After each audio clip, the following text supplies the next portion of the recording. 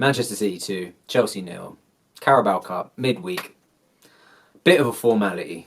Let's be honest. This was a bit of a formality. This was a game I'm not sure many people really cared to watch. With the World Cup round the corner, with the last Premier League fixture before that break happening on the weekend, this game was very untimely.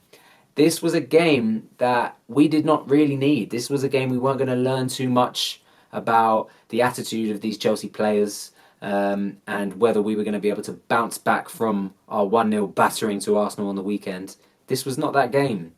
The squad, the first team selection was rotated. Opportunities given to Ziyech and Pulisic and Broja to start. Lewis Hall got his first start. Fantastic performance from him. Probably should have scored once, if not twice. But he has certainly afforded the luxury, which I can't say the same for some of these other Chelsea players who have had an absolute surplus of opportunities to score and haven't done so, haven't taken their opportunities. But it was a game that I felt very indifferent about. And I'm not sure the Chelsea players were too... The intensity definitely seemed a bit off the mark. I mean, from both teams tonight. Perhaps Jack Grealish was definitely out there to prove a point. But for me, there was just something lacking. Just the competition itself, maybe, is probably at the bottom of the agenda for players and managers at this season. I feel like this World Cup break, this Carabao Cup, automatically falls lower than it usually does. I mean, Chelsea got to the final last year, losing to Liverpool on pens, and that hurt, and that was painful. And I wanted to win that tournament, and I want to win every tournament that Chelsea are a part of course. But with this year being so strange, with this World Cup in the middle of the season, this one is probably the competition I could do without this year. And maybe it's a blessing in disguise that we've gone out in the first round, but I feel like Arsenal might have also had a similar sentiment, crashing out to Brighton 3-1 at home. Something very fishy about that Arsenal, but fair play. I feel like I say it with jest, I know all these players are professionals and they want to win every game, and they don't play games like that, and I don't think managers prepare teams like that, so to speak, aside from rotating. But I do feel like this was approached in a much more mild manner than the game against Newcastle on the weekend. This Chelsea 11 should have been the Chelsea 11 that we fielded against Zagreb last week. Perhaps we would still have Ben Chilwell, and perhaps we would have learned a few things about a few players, and a few players might have had a bit more rest before that game at Arsenal. But hindsight is 2020, and we have to move on from that.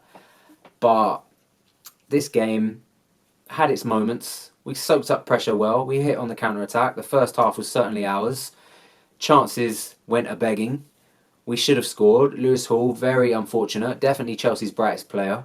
Brought that youthful energy, that youthful exuberance to our game. Pulisic and Ziyech, played some attractive football at times. Tried to make things happen. Pulisic, fantastic dribbler, but end product wasn't there tonight. Really missed some opportunities that he should be tucking away. Far too cute in the finishing, I think, when he probably should have just put his foot through a few of the chances that fell his way. But he didn't. Ziyech, the man who has been booed by the Chelsea faithful this season, showed a bit of fight. Definitely put in an effort, much more of an effort I've seen from him in this game than I have in some other games. But I feel like ever since he did get booed, he did try and turn things around, and he's definitely trying to get out of there in January and as soon as possible. I think he knows he doesn't see a future there, and there's not a future there for him. If he's starting games in the Carabao Cup and he's barely getting any minutes anywhere else, that really speaks volumes. And it also speaks volumes about Christian Pulisic and his sort of relationship with Potter and getting game time. It has been scarce. He is one of the players that will come on late in the game, but he rarely gets a start. He did have a start recently. He didn't do much with it, and it was a similar game for him. This game was really up for any Chelsea player to take advantage of. Armando Broja probably the most disappointing for me, just because I've got such high hopes for him. I really was hoping that he could be the talisman for Chelsea, if given the opportunity. But this was a really tamed performance from him. He didn't really seem like he wanted it. He felt like it was a Carabao Cup game and he didn't even care for it, which I hope is not the case because he's got a lot to prove. And this, I feel like, was the perfect platform for him to do so against Man City, against Ruben Dias, against Laporte. You know, some great centre backs there tonight, and they kept him fairly quiet. But he's a young player. I'm not going to criticise Broja too much. Like, I just would have liked to have seen him perhaps rise to the occasion a bit, given he got the start over Aubameyang, rightly so. For me, Broja should be starting ahead of Aubameyang at the weekend against Newcastle also, but that is not here nor there at the minute. But it was... We were pleased, surely, to just be in the game, and it just slipped away from us so quickly. You know, some sloppy passes up front, and Man City hit us on the break. They're clinical, we're not. And 2-0 is probably a fair result, given the fact that we had opportunities and we didn't take them. So it could have easily been 2-0 to Chelsea within 60 minutes, but such is the story of our season, and such will the story of our season continue to be until we get some cutting edge up front. And I really don't like the idea of throwing money at the at more attacking players and at more want-away players and more mercenaries, but I'm really not sure what we're going to do. This World Cup break cannot come soon enough. Can't wait for Graham Potter and his backroom staff to get this squad, get the players who are not going to the World Cup, and work and build and figure out what is going to happen and how we're going to get our season back on track, because it has slipped quite significantly ever since, well, I'd say ever since drawing to Brentford, potentially beating Villa, but those two games, things have fallen off sharply. And it's performances that are so worrying.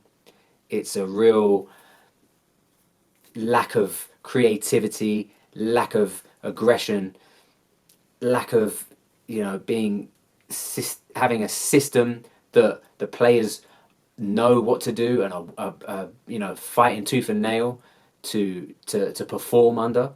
You know, none of these players look like they're really fighting, and that's worrying. You know, it's all good to lose, but when you lose and there's no fight, that's when it's worrying. And I think that's the position we're in at the moment, and we need to turn that round. Morale is low. The harmony in the team looks low. People look frustrated. There's one eye on the World Cup. We know that. We know that the Carabao Cup, to some of these players, is bottom of that list, given all the things that are up for grabs this season. So this was a result to be expected, but we're not there yet. Newcastle on the weekend is really all we should be thinking about at the moment. We cannot afford to lose to Newcastle. I think we could potentially salvage a draw. I would potentially take a draw at this point, but we cannot lose. We cannot lose to Newcastle, and you know, Newcastle are going to be with heaps of aggression, confidence, all things that we're lacking at the moment. And it is a worrying game. I feel like I am going into it quite pessimistic, and this evening the game did not sort of give me any idea to think otherwise. So it's really paramount that we do not lose to Newcastle on the weekend. And I hope the players are up to give it one last fight before we go into this World Cup break, because it's a must-win game. I'm not too upset losing this game. I mean, I'm just a bit dejected with Chelsea overall at the moment. Like, I'm feeling a bit lost, and I'm not feeling very confident. The outlook is very bleak at the moment because I have no idea where these goals are coming from. Aubameyang, it's not coming from him. He might produce a few moments of quality every now and then along the season, but it's not going to be anything enough for us to be in contention to win things. Certainly not in the league. In the tournaments, who knows? We're a cup team. We can always manage to grind out and pick up a shock result in the Champions League, in the FA Cup. But in the league, it's worrying. who's going to give us, who's going to supply those goals throughout the season. You know, Broja might not be that man. And what does that mean? We're going to have to bring someone else in, throw more money at the problem. I thought that wasn't the project. But this is why I'm sort of in between a rock and a hard place with Chelsea at the moment. I just have no idea what the plan is, where we're going, what's the vision. And I feel like that will fall on Graham Potter quite quickly. He's going to have to figure that out.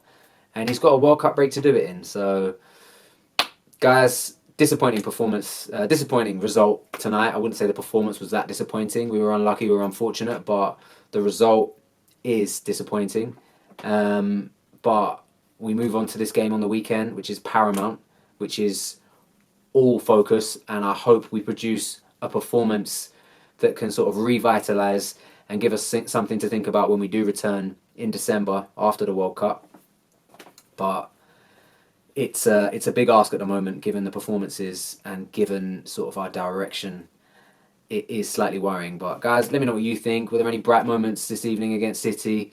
What do we need to do against Newcastle to ensure we don't get beat? Any ideas, any suggestions, any talking points I want to hear? I'll definitely fire a message back. So make sure you leave a comment, like the video if you can, subscribe to the channel please, and I'm going to see you guys in the next one.